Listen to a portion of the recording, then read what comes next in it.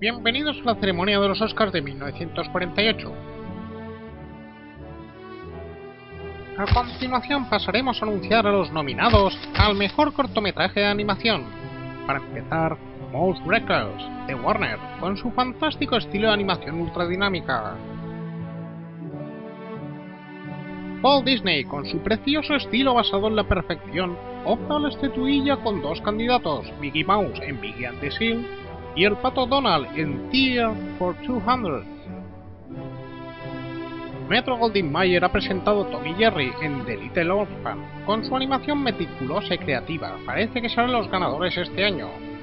Pero hay un cuarto candidato, United Productions of America, con... ¿Pero qué demonios es eso?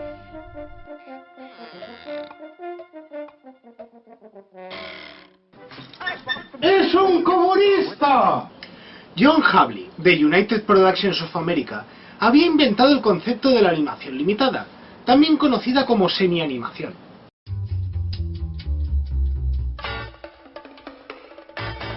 Quien no esté familiarizado con este término, seguramente piense que se trata de animación barata y o poco trabajada, pero no tiene por qué. Ren y Stimpy es full animation y es una producción barata. La armónica de cristal de Andrei Krishkovsky es animación limitada y está muy elaborada.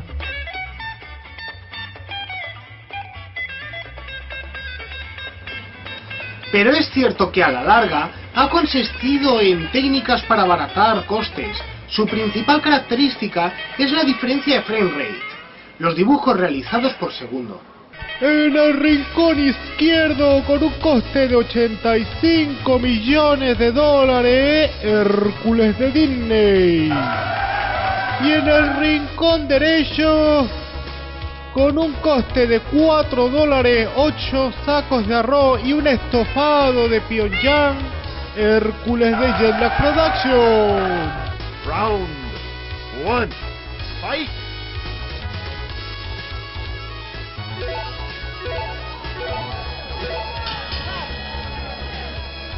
Y Disney gana el combate. Ahora entra en el ring el Hércules de Disney Pictures. 2, fight! Salvando obviedades, es inmediato entender que la full animation es más elaborada y por lo tanto mejor. Una película realizada con 120.000 dibujos nunca podrá compararse con una película realizada con 2.600.000. Pero desde el punto de vista artístico, más elaborado no tiene por qué significar mejor. La animación tradicional descendía de fusionar la ilustración secuencial con el cinematógrafo, y esto significaba mostrar movimiento con un dibujo cada fotograma. En los primeros cortos incluso dibujaban los fondos fotograma a fotograma, aunque estos fueran estáticos. Durante las siguientes 4 décadas desarrollaron la cel animation, crearon más estilos y perfeccionaron aquellas técnicas. Disney con su perfección obsesiva y Fleischer con su creatividad e ingenio. Lógicamente, no todos los estudios tenían el presupuesto de Disney o Fleischer.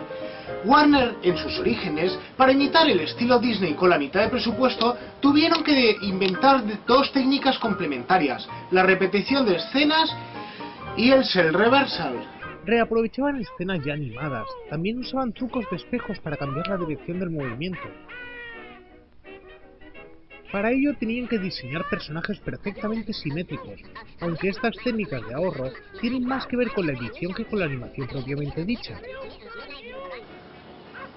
Las técnicas de John Hawley, en cambio, sí consistían en un estilo de animación simplificado.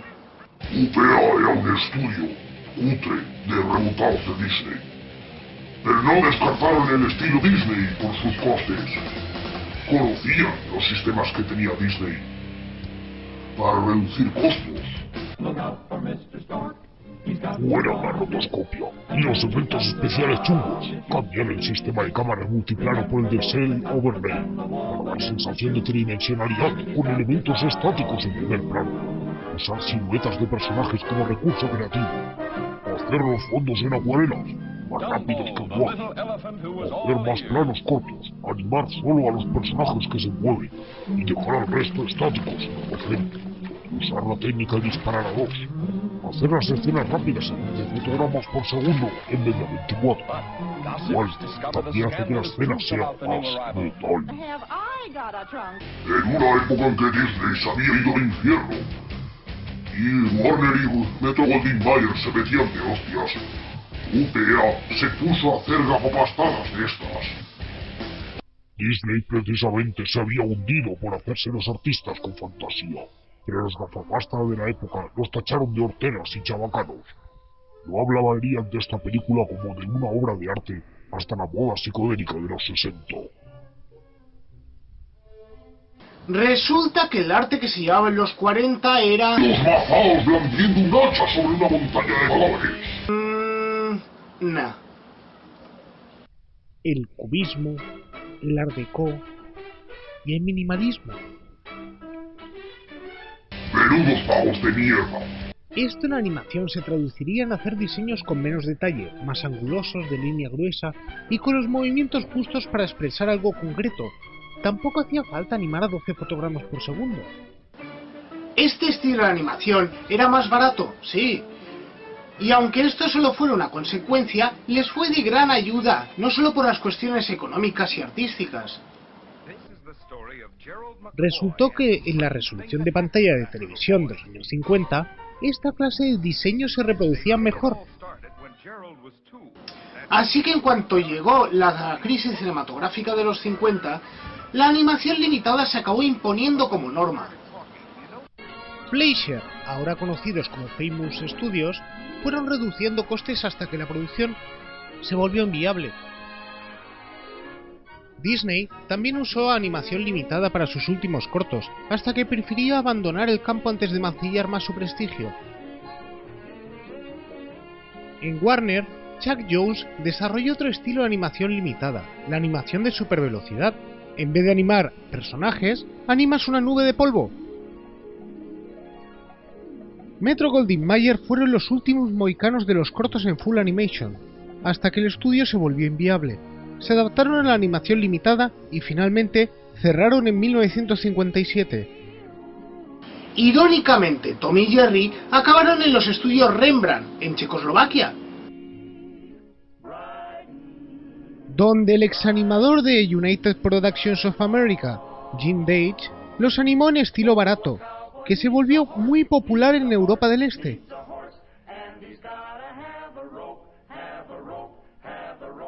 Por otra banda, los directores de animación de Metro Goldwyn Mayer, Will Hanna y Joseph Barbera, se dispusieron a fundar su propio estudio.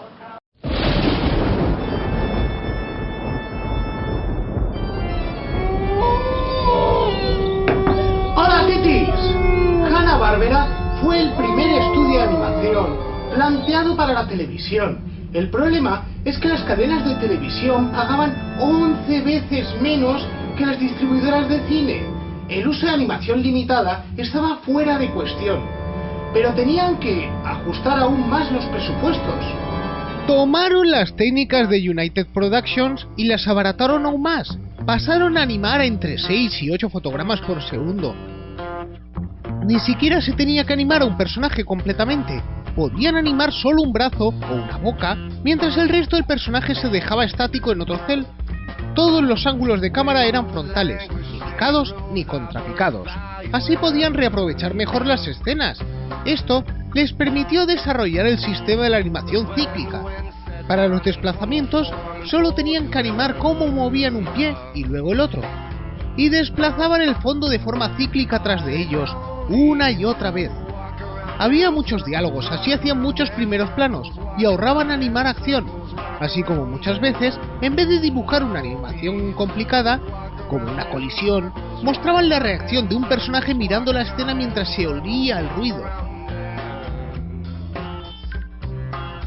Por otra parte, tenían que compensar de alguna manera estas carencias, así que cuidaron bien los aspectos más baratos. Diseños de personajes y fondos atractivos, guiones y diálogos de calidad, doblaje característico, buena banda sonora y efectos sonoros cuidados, a pesar de que estas bandas sonoras y efectos formaban parte de una biblioteca que reaprovechaban de una producción a otra.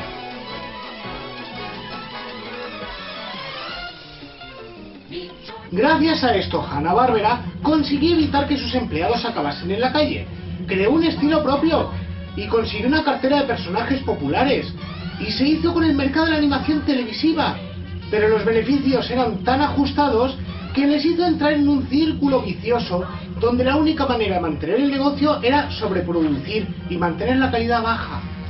Los amantes de la animación clásica la miraban de reojo. Hanna-Barbera was taking on more work than it could handle and was resorting to shortcuts only a television audience would tolerate. Hanna-Barbera is not animation, it's illustrated radio. We don't even consider them competition. Por otra parte, habían dado el mensaje de que con ingenio cualquiera puede hacer una serie de animación. Durante los años 60 aparecieron estudios de la nada con experimentos rarísimos de animación limitada.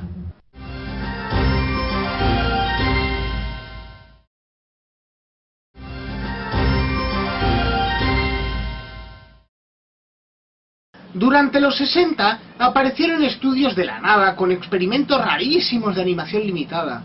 El cutout en tiempo real de BBC. La xerografía con material gráfico de Grant Ray Lawrence Animation. El Syncrobox de Cambria Studios.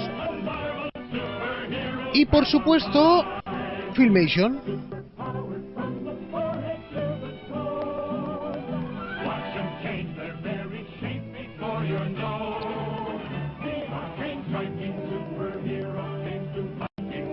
El sistema de Filmation sí funcionó bien. Se trataba de una productora modesta. Utilizaron las técnicas de Hanna-Barbera, pero al trabajar con diseños semirealistas, se encontraron con complicaciones de presupuesto que tuvieron que resolver. Sacaron más jugo del reaprovechamiento de escenas. Cada personaje tenía entre 3 y 8 movimientos prediseñados. Luego, para animarlos solo tenían que calcar estos movimientos una vez tras otra. A veces, directamente los fotocopiaban. A menudo ni siquiera eso, editaban las escenas con tomas ya producidas y para evitar los fallos de récord, hacían que las tomas no durasen más de 2 segundos. Así al espectador no le daba tiempo de ver que algo no debía estar ahí. También desarrollaron la técnica narrativa de incluir vistas panorámicas estáticas, así ahorraban metraje animado. El resultado era bastante discutible, pero al basarse en franquicias de éxito como la Liga de la Justicia, Archie o Star Trek, funcionó bien, y Filmation se convirtió en la rival de Hanna-Barbera. Hanna-Barbera siguió con sus técnicas rentables, pero también se apuntó a producir series de personajes semi-realistas para competir contra Filmation.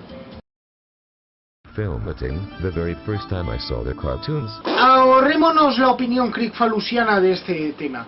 Filmation también intentó competir sus carencias de alguna manera.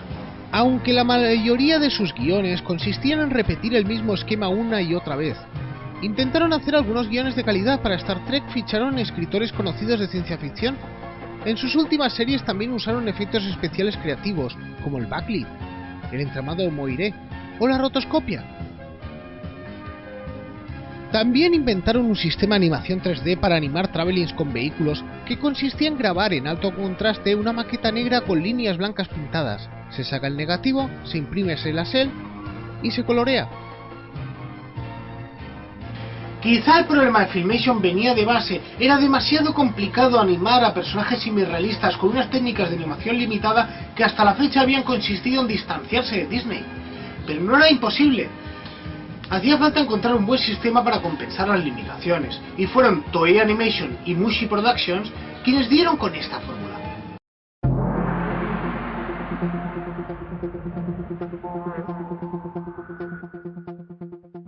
¿Vamos a hablar de animación limitada en anime? El caso es que el anime es un estilo propio de la animación limitada. Los japoneses en los años 50 ya tenían sus propios estilos de animación tradicional y stop motion, todos adaptados a los pobres presupuestos con los que contaban. Pero el estilo anime nació cuando Toei comenzó a adaptar los diseños de manga a la animación. Era un estilo de cómic nacido a imitación de Disney, y por lógica, la animación también tendría que serlo.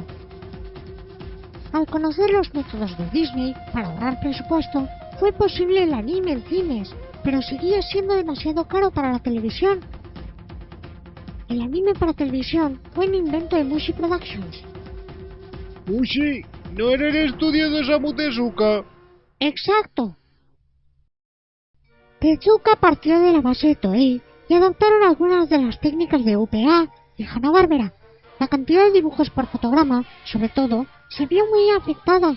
Usaron animación parcial con personajes estáticos, animación cíclica.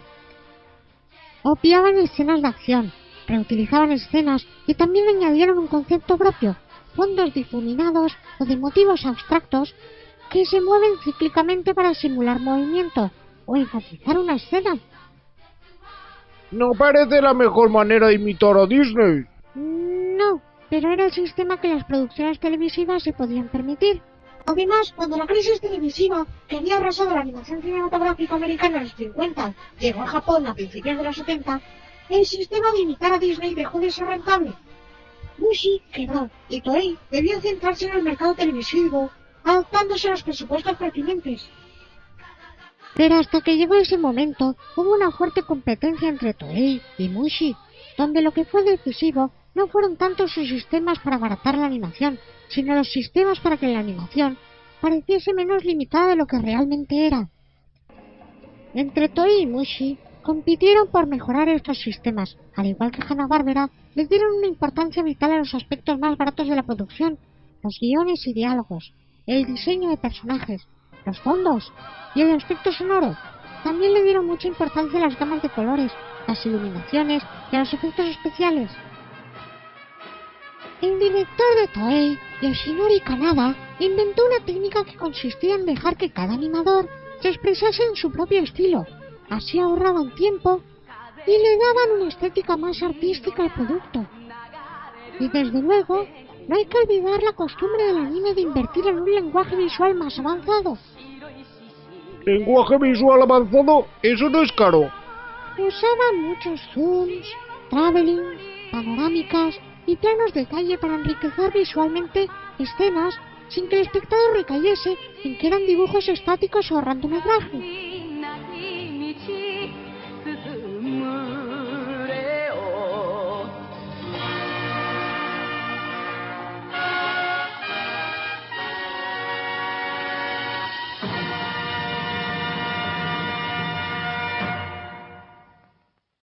Pero el sistema más revolucionario fue el de Yasuo Otsuka. ¿Es un director de anime? En realidad, nunca dirigió nada. Era un animador autodidacta de Toei que en los 60 trabajó como mentor de Hayao Miyazaki e Isao Takahata en la película Halls Prince of the Sun. Se comenta que tuvo oportunidades de trabajar como director, pero que tras conocer la forma de dirigir de Isao Takahata, se negó a trabajar en algo que un genio como Takahata podía hacer mucho mejor. Espera, trabajó codo con Miyazaki, y lo que le impresionó hasta hacerse replantear su carrera fue el trabajo de Takahata. Bueno, aún no se había fundado Ghibli, ni se había estrenado Lupin III. Espera, entonces el maestro de Miyazaki, Takahata, consideraba que el genio de la futura Ghibli era Takahata. Estaban empezando. Miyazaki aún tenía que desarrollar las ideas que le darían destacar. Espera. Entonces Takahata es mejor que... ¡No sigas por ahí, ¿vale? Yasuo Otsuka desarrolló la técnica llamada Money Shot. Mientras casi toda la animación se realiza con frame rate bajo, lo aumentaban en las escenas importantes o que se van a reaprovechar muy a menudo. Como son las escenas que impactan al espectador, le queda la sensación de haber visto full animation. Con el tiempo, todas estas técnicas para disimular una animación barata acabaron convirtiéndose en un superestilo de animación en sí mismo. Y cuando usaron este superestilo con full animation, el resultado fue increíble. ¿Valoras alguna película de Yasuo Otsuka?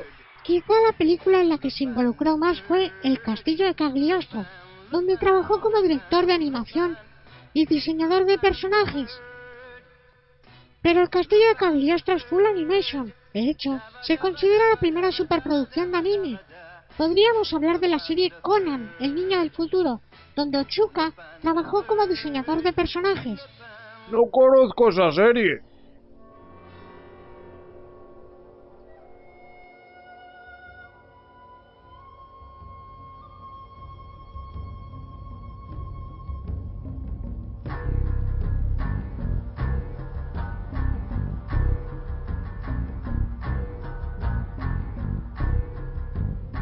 ¿Es alguna serie que debería conocer?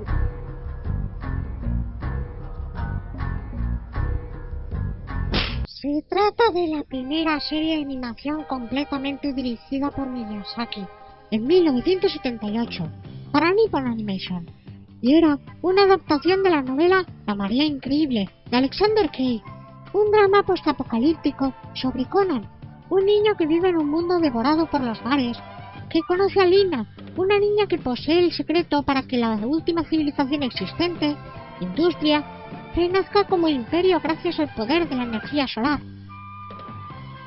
Es una historia con muchas ambigüedades morales donde los villanos en realidad tienen buenas intenciones para la humanidad y el medio ambiente, pero donde realmente existe la duda de si la intención de salvar el mundo justifica cualquier acción, ya que no hay lucha de bien contra el mal, sino sabiduría contra ignorancia. No es muy complicado para una serie infantil.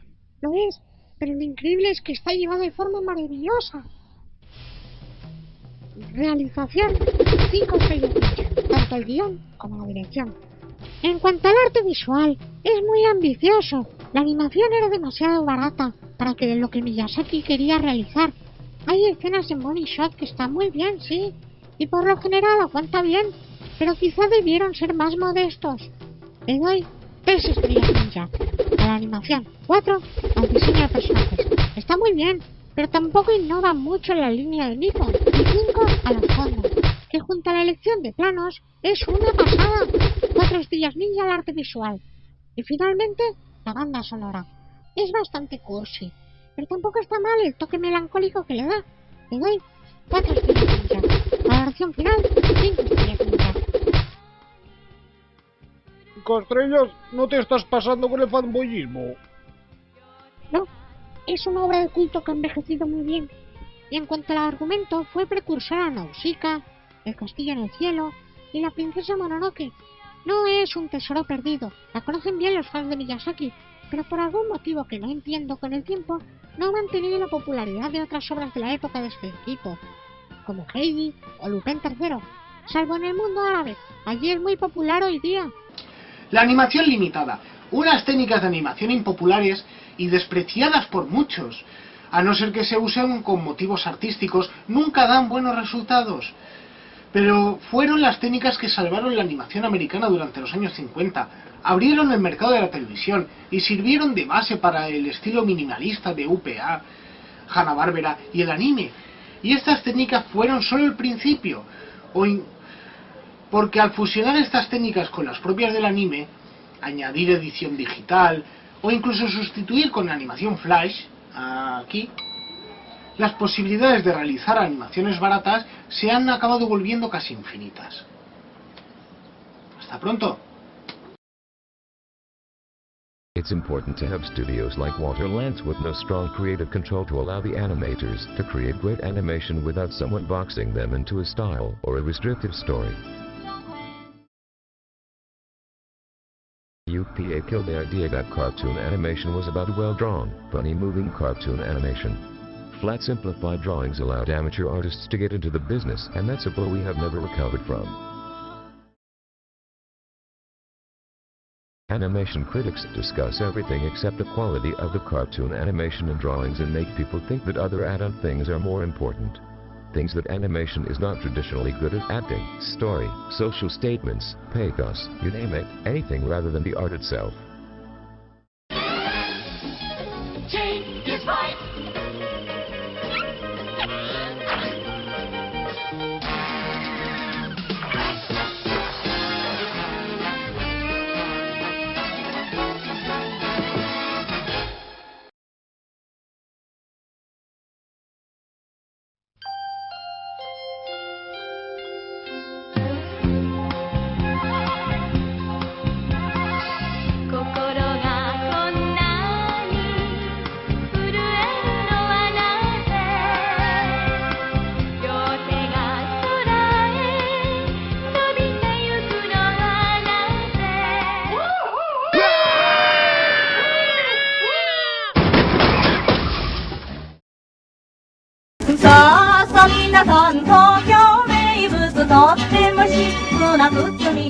¿Nerima? ¿Eso por dónde queda? Ah, sí, es un distrito del área de Tokio. Aquí se fundó Toei Animation, Mushi Pro, Gallop y AIC, y hay muchos animes populares situados en este distrito, como Doraemon, Ranma o Digimon Adventure. A este lugar se le considera la cuna del anime. En 1963 el anime, o mejor dicho, el doga, era un monopolio de Toei. Era una industria complicada, demasiado caro para la televisión, y las producciones de cine tampoco eran muy rentables al tener poca proyección internacional y una dura competencia en el mercado asiático con la industria china.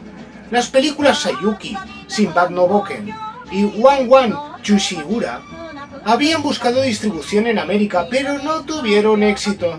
Uno de los animadores de estas tres películas fue Osamu Tezuka, que tras finalizar su contrato en Toei, fundó su propio estudio, Mushi. La intención de Tezuka desde el principio fue competir contra Toei. No he encontrado en ningún lado a qué vino este fanatismo de Tezuka por destruir Toei, pero para ello atacó a los fallos que Toei estaba teniendo como productora.